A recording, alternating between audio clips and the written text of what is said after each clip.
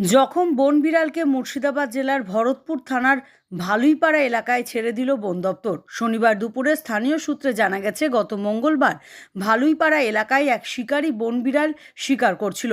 এই ঘটনায় এক যুবকের নজরে আসতেই জখম অবস্থায় বন বিড়ালকে উদ্ধার করে একটি বেসরকারি স্বেচ্ছাসেবী সংস্থার হাতে তুলে দেন। পরে স্বেচ্ছাসেবী সংস্থা বন বিড়ালকে একটু সুস্থ করে বন দপ্তরকে হস্তান্তর করেন। শনিবার বন দপ্তরের আধিকারিক সহ কর্মীরা বন বিড়ালকে ভালুইপাড়া এলাকায় ছেড়ে দেয়। নামটা বাড়িটা তোমার নাম কি? আমার নাম প্রীতম পাল। বাড়ি কোথায়? বাড়ি ভালুইপাড়া।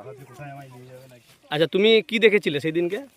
আমি দেখেছিলাম কিছু যাযাবর টাইপের, যারা আমাদের এখানে এসে মানে পশু পাখি মেরে, বনবিড়াল আরও কিছু পাখি মেরে ওরা নিয়ে যাচ্ছিল। তা সেটা আমি আটকেছি ওদের হাত থেকে, পশু পাখিদেরকে। ওরা কি মারছিল? ওরা বনবিড়াল, তা বক, মানে বিভিন্ন ধরনের পাখি ইত্যাদি সব কিছু মারছিল।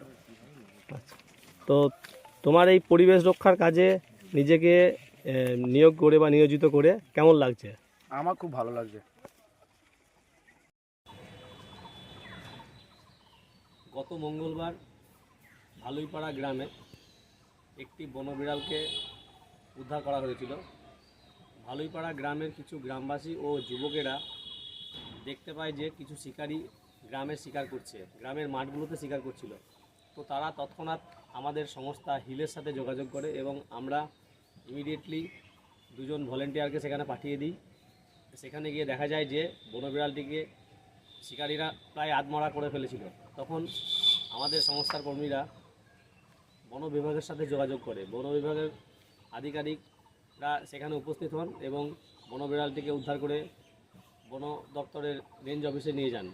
সেখানে সেবা শুশ্রূষা করার পরে আবার যখন বিড়ালটি সুস্থ হয়ে পড়ে, তখন আমাদের বহরমপুর মহকুমা শাসকের অনুরোধে, আমাদের রেঞ্জার সাহেব ও আমাদের হিল স্বেচ্ছাসেবী সংস্থার অনুরোধে রেঞ্জার সাহেব এই বনবিড়ালটিকে তার যেখানে উদ্ধার করা হয়েছিল সেই জায়গা থেকেই আবার ছেড়ে দেওয়া হয়, সেই জায়গাতেই ছেড়ে দেওয়া হয়, রিলিজ করে দেওয়া হয়।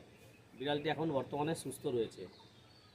আমার সকলের কাছে অনুরোধ, এইভাবে বন্যপ্রাণ হত্যা করতে দেখলে ইমিডিয়েটলি বন দপ্তরের সাথে অথবা আমাদের সাথে বা পুলিশের সঙ্গে যোগাযোগ করুন।